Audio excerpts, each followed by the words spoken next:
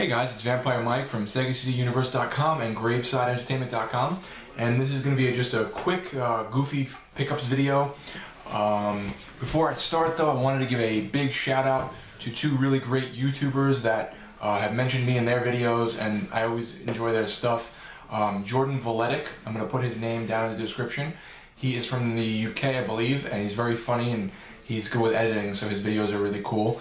And the Sega Saturn guy, I just found him recently. I think he just kind of reestablished his channel. I don't know if he had taken a little hiatus, but he has really cool reviews, very similar. Well, I'm not tooting my own horn here or patting myself on the back, but very similar to me, where he like films everything and talks about it, but gives his opinions. He did a really good N-Gage breakdown, which was cool, and he's obviously a Sega guy, so we get along well. So check out Jordan Valetic and the Sega Saturn guy, and I will put their information down below. So anyway, this is pretty funny. A friend of mine who is my other friend's younger brother had messaged me today on Facebook, and for anonymous sake, or anonymity, we will call him Pedro Lubert. Pedro had written to me and said, listen, I have a couple Dreamcast items that they're all screwed up, they're scratched and beat up, but so they might not work, but they're yours if you want them. So what do you got? So he took a couple pictures, he sent them over to me, and I met him at the mall. It totally felt like some kind of weird drug deal.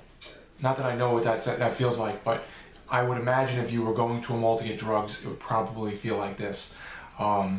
And Sunrise Mall probably has a lot of people selling drugs. So me and Pedro stopped, and I bought him a cup of coffee and got off really cheap on for $1 for these games and items that he gave me. So I just wanted to show them real quick because he gave me some cool stuff. Even though they are scratched very badly, they do work great. So here we go. Let's start off with, I think this is the Genesis version of Bad Dudes, but I don't remember, so don't quote me on that. I got two crude dudes on the Sega Genesis loose, so I'm hoping in the future to do a little quick impressions video on this, because I think I remember this as a kid. I got a copy of Jet Set Radio, Jet Grind Radio, I'm sorry, it's the American version obviously. This one makes loud noises, but it works fine, which is surprising. Virtua Fighter 3TB, this one I was going to pick up the other day and I ended up not picking it up. I'm not a huge Virtua Fighter fan, but I really wanted to play this because it was the most recent rendition besides the 360 and all that stuff. Let's see. Virtua Tennis. Not a tennis fan, but I've played newer versions of it, and it's pretty cool. I like Virtua Tennis to a degree. I took some car wax and just waxed over all the games. They say it's not permanent, and I don't really see a difference on the discs, honestly, but they work, so hopefully my wax did a little bit of something. Guess what it is? Come on. Sonic Adventure. So, Sonic Adventure, pretty cool game. I've never really played much of it. It reminds me of a little story I'll briefly touch upon. When I was a kid and the Dreamcast, I guess, first got released, there was a Target near my house, still there, and they had a kiosk set up with like a game, and that was what they had playing. Like, I don't remember exactly what level, but I remember thinking it was really cool that Sega had a new game. There was this kiosk in the store, and I think I might have messed around with it for a moment, so that's why I remember.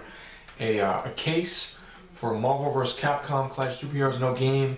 He promises me he has the disc somewhere. If he gets it to me, that's even cooler, because I have a little fighting game collection going on my Dreamcast, because I got the arcade stick the other day.